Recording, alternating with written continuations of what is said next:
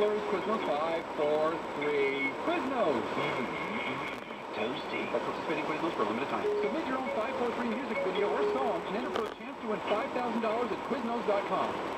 Hello, Syracuse. Dave Anthony here for Romano Subaru, and the hard-to-find new 2011 Outbacks have arrived at the new Romano Subaru. Test drive the newest version of Motor Trend's 2010 SUV of the year, the 2011 Subaru Outback. And we have a great selection. Plus, get 2.9% financing up to 63 months on the new 2011 Outback. Subaru, the most fuel-efficient all-wheel drive lineup in America, with approved credit through SMF. The new Romano Subaru, 960 Hiawatha Boulevard, Syracuse, or RomanoSubaru.com. If you're buried in credit card debt, the last thing credit card companies want you to know is that they're affected by the same trouble you are.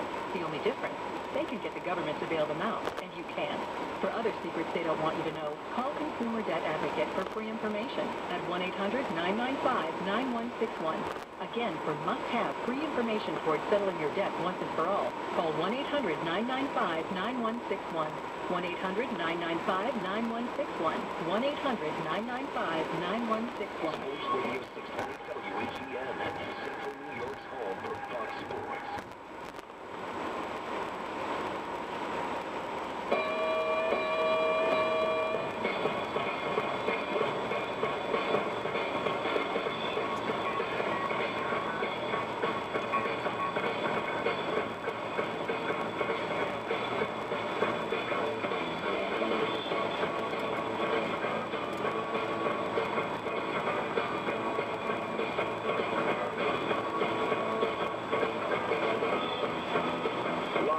From Houston, this is the Jim Rome Show with guest host Josh Innes on the Premier Radio Network.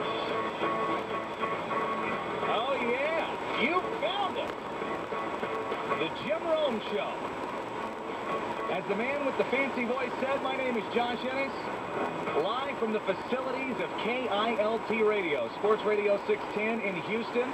One of the original Jungle affiliates, a proud Jungle affiliate. We are glad to be here today, broadcasting live from 24 Greenway Plaza overlooking Houston today, serving the universe from high atop 24 Greenway Plaza. Thank you so much for being there. It is the Jim Rome Show. My name is Josh Innes, and I've got you for the next 3 hours right here on the Jim Rome Show, and we have a busy radio program today. A lot of stuff to get into. Just added to the program at 11:30, so coming up at the bottom of this hour, I should say the bottom of the hour. If you're in the Central Time Zone, it's at 11:30. If you're back in California, it's 9:30.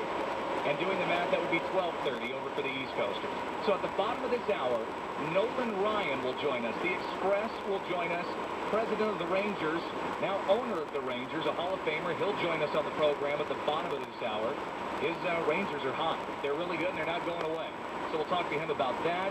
We'll talk to him also about pitching in today's game. They don't have the Bulldogs like they used to. They don't have guys that are inning eaters like Nolan Ryan anymore. We'll talk to him about that. Bottom of the second hour, Brian Baldinger, NFL analyst, will join us. We'll talk about the 18-game schedule, among other things. 12:45, Case Keenum, who is the Heisman hopeful quarterback, a guy that before it's all said and done could be the all-time passing yards leader in college football. He's the quarterback at the University of Houston. He'll join us at 45 past the second hour. And at the bottom of the last hour, Bernard Pollard joins us on the program. And Bernard Pollard's one of those guys that I think it's an unfair reputation. He gets a bad reputation because of the hit he delivered to Tom Brady that knocked Tom Brady out a few years ago. So he gets a bad rep as a dirty player. But he's really not a dirty player. He's an aggressive player, and he's probably the mouthpiece of the Houston Texans right now. And I think everybody knows that when you get on board to listen to a radio show, there's a chance that you'll have guests that just kind of go through the motions. They're a nice name, but they don't give you anything legitimate. They're going on there to pimp a product. They're going on there to just kind of give you some nice fluff answers so you have a nice guest. Bernard Pollard is not that guy. Bernard Pollard, in his time in Houston, he's been here not even a year. He's become a fan favorite here, and he's a favorite of mine. Admittedly, I have a man crush on Bernard Pollard. Admittedly, I do. And I think it's healthy to have man crushes. You know, you don't think a guy's hot. You don't think a guy's attractive. It's nothing like that. It's just guy love. That's all it is. And that's what I have for Bernard Pollard. Now, trust me, he was creeped out the first time I told him about it. Don't get me wrong. But I think that he's learned to embrace that. But after you hear from Bernard Pollard, hear some of the stuff he said in recent weeks with the Texans. I just love the guy's swagger. I love his attitude. As I said, it's healthy to have man crushes. I have a man crush on Bernard Pollard. I have a man crush on George Clooney. Those are my two man crushes. And if you say you don't have a man crush, you're a liar. Because I think everybody has one or two dudes that they say, you know what, that guy's got swag. And I wish I had his level of swag. And Bernard Pollard is one of those guys, so he'll join us at the bottom of the last hour. So our full show, Nolan Ryan, Brian Baldinger, Keith Keenum, and Bernard Pollard. Very busy Jim Rome show. So yesterday, I was watching the Tiger Woods press conference after the Pro-Am. And by the way, Tiger just got off the course, and by the way, he's 6 under par, sitting atop the leaderboard. And I kind of had a hunch this would happen.